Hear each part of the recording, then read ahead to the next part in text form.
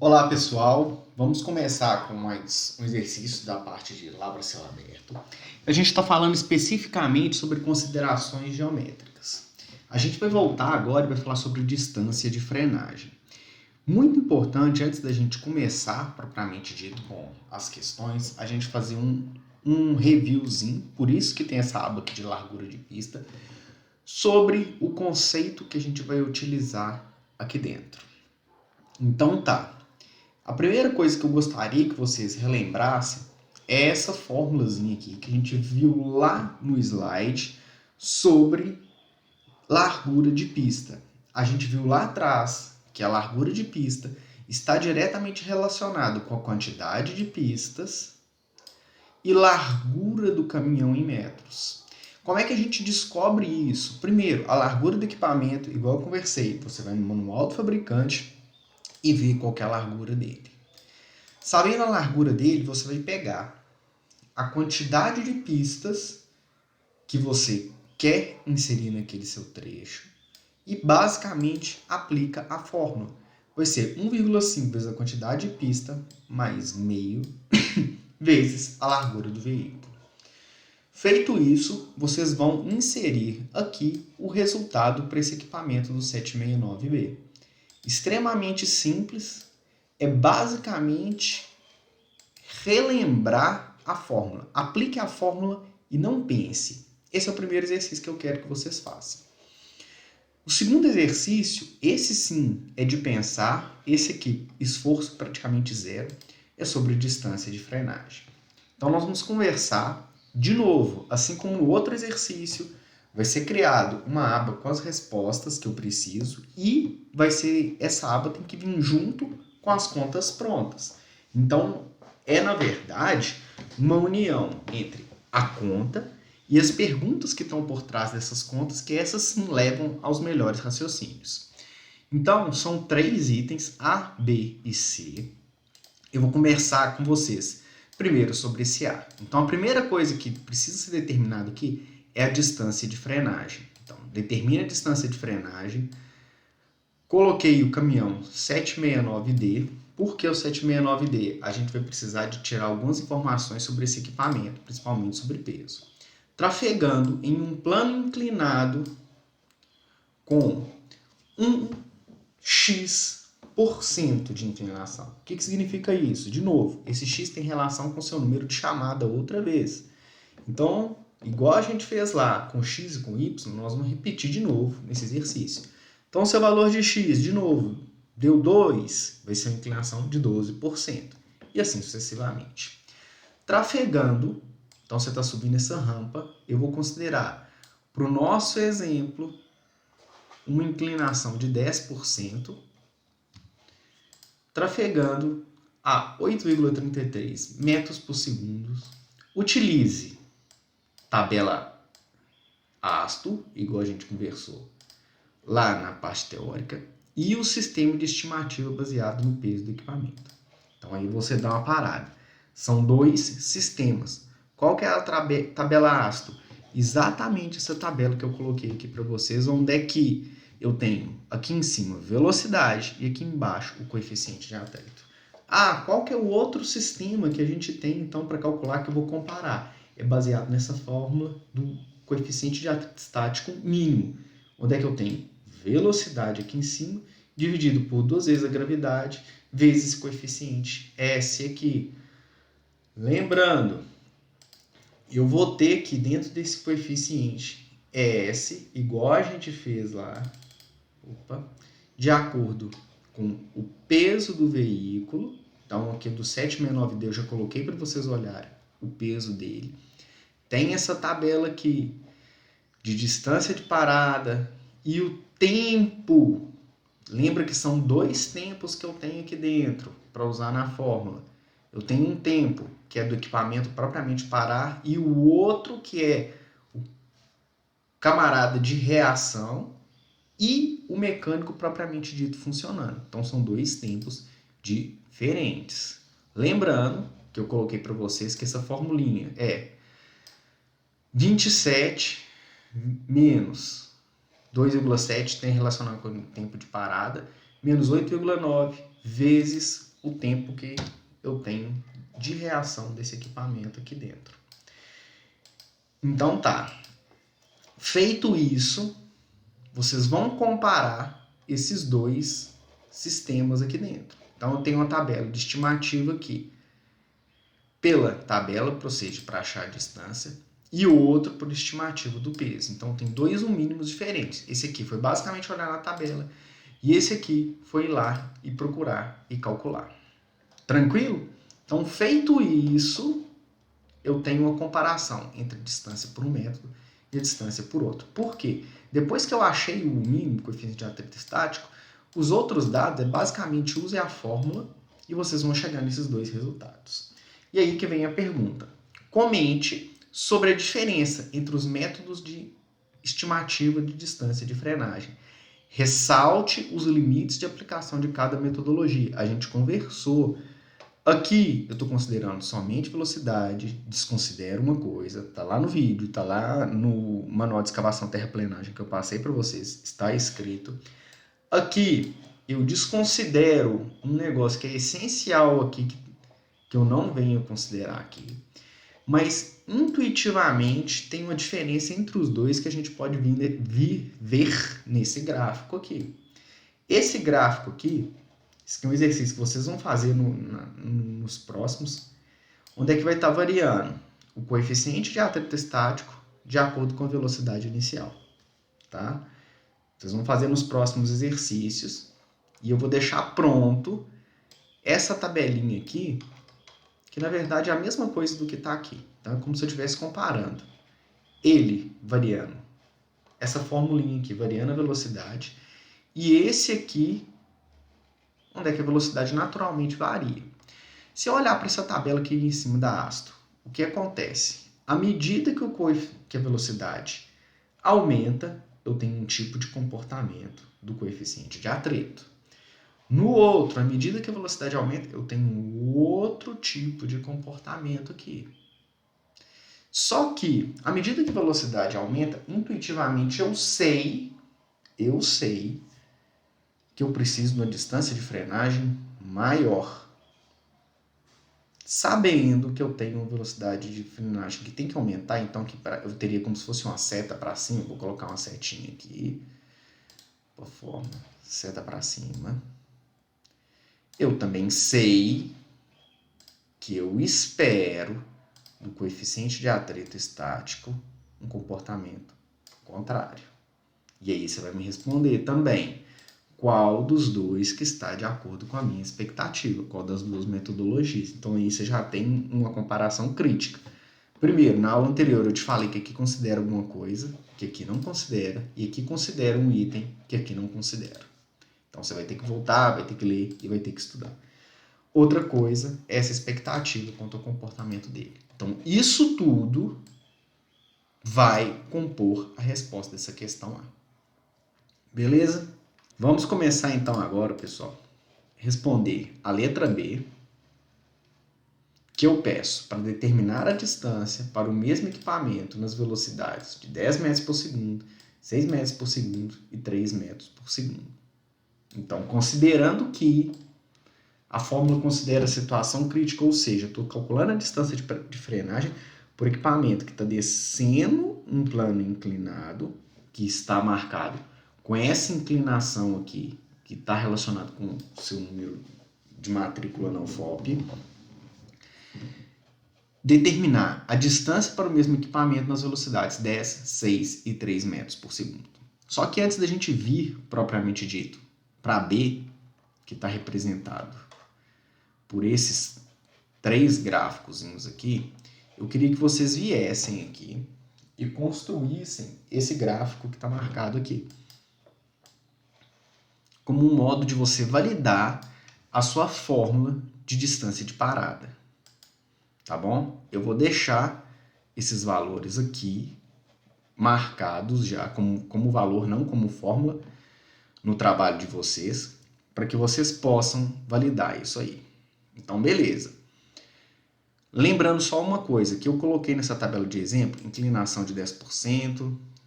Lembrando que essa inclinação percentual vai ter que virar inclinação em graus, porque a fórmula trabalha com graus.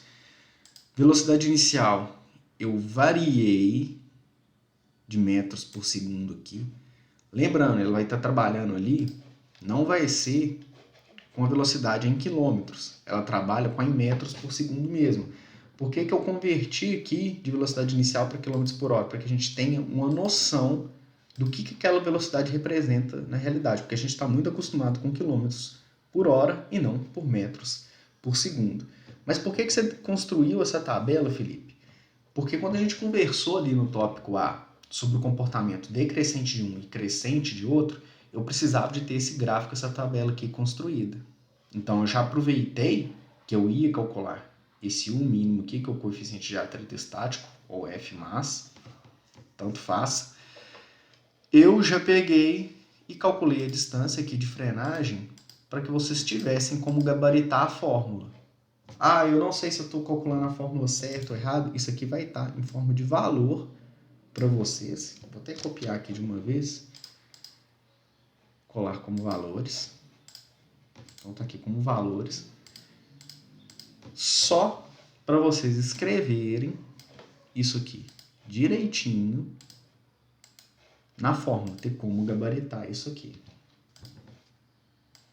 Então tudo isso aqui eu já estou colando como valores.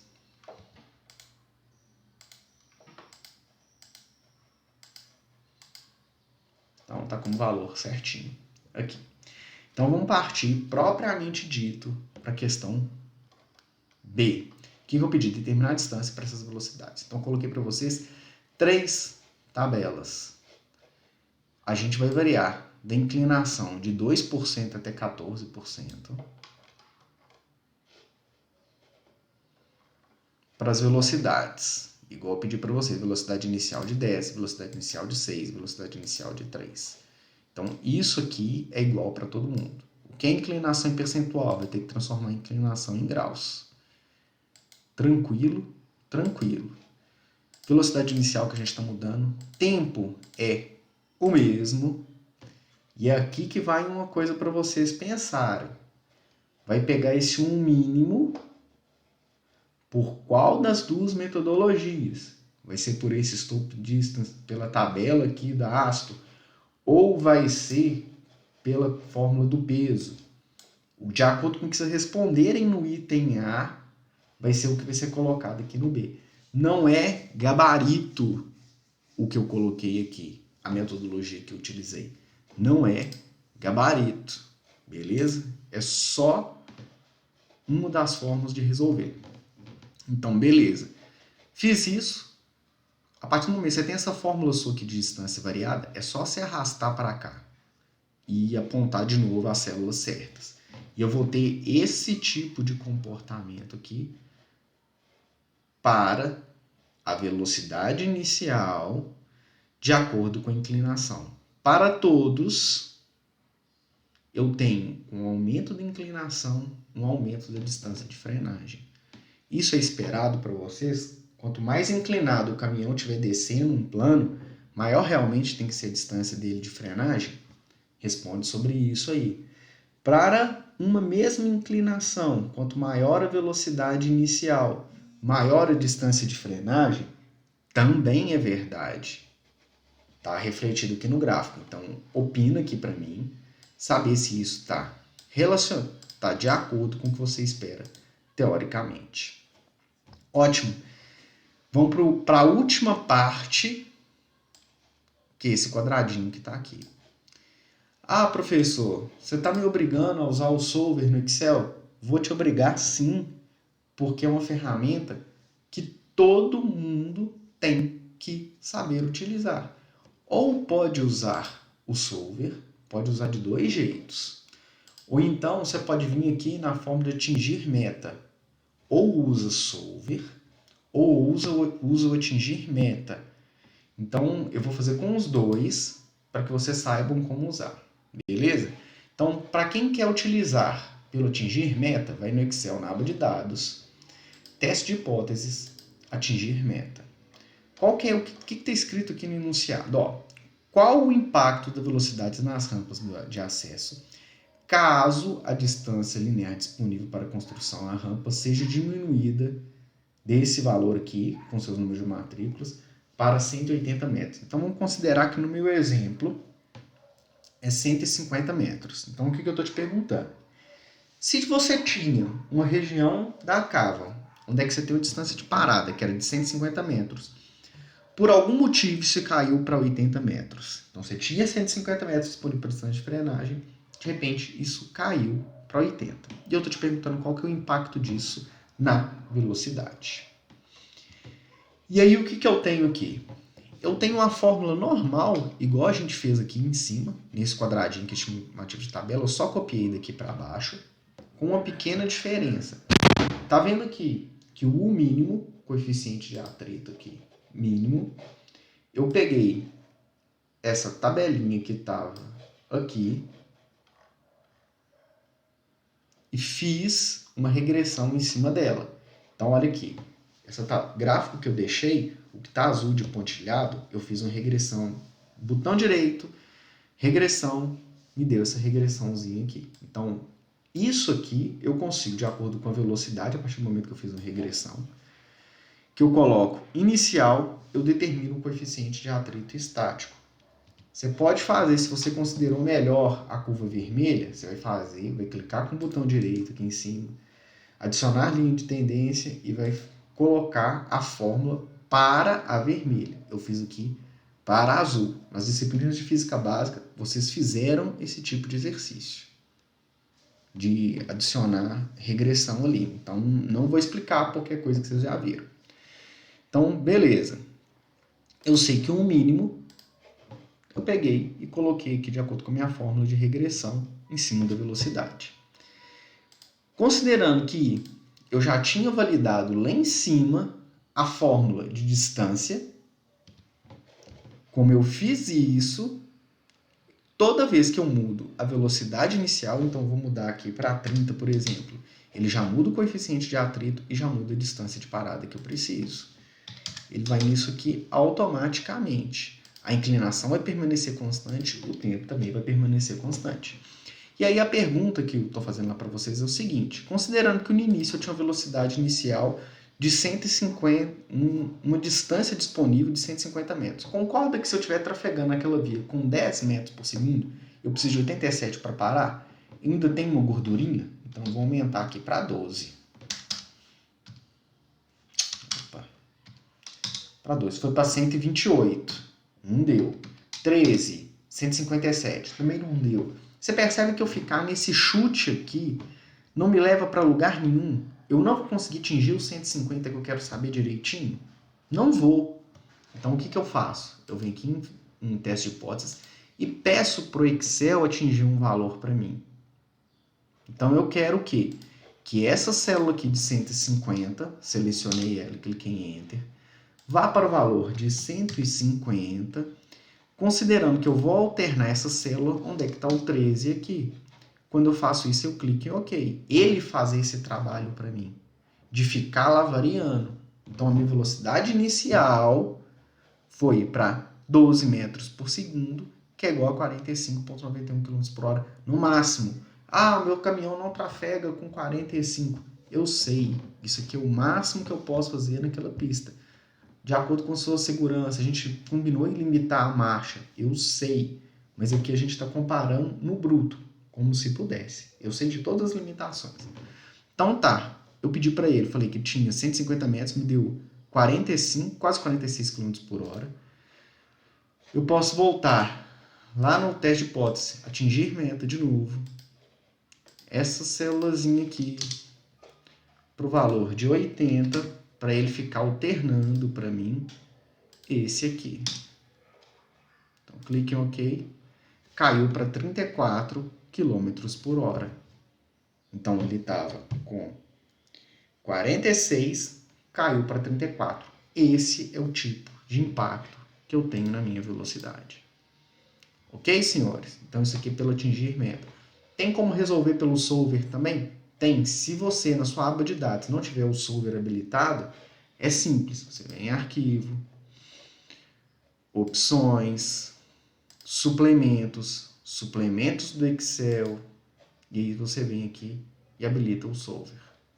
Você vai clicar em OK, ele vai demorar um tempinho para processar, depois vai aparecer com ele aqui na ferramenta na aba de dados. Você vai clicar no Solver, é a mesma coisa, só que em vez de ele ficar chutando um número igual no teste de hipótese, no atingir meta, aqui você vai virar definir objetivo. Eu clico na célula. Eu quero que essa célulazinha aqui tenha o valor de 150, alternando essa variável aqui. Qual que é a grande diferença aqui entre o solver e o atingir meta? O solver me permite colocar restrições aqui pela álgebra linear que está dentro dele. Como eu não tenho nenhum tipo de restrição para poder alternar esses valores e chegar no resultado, tanto faz eu usar o atingir meta, quanto o solver. Nesse caso que é a mesma coisa, não é sempre que eles são iguais. Então tá, eu clico aqui para ele resolver, ele voltou nos quase 46 que a gente tinha trabalhado antes. Quer saber de novo?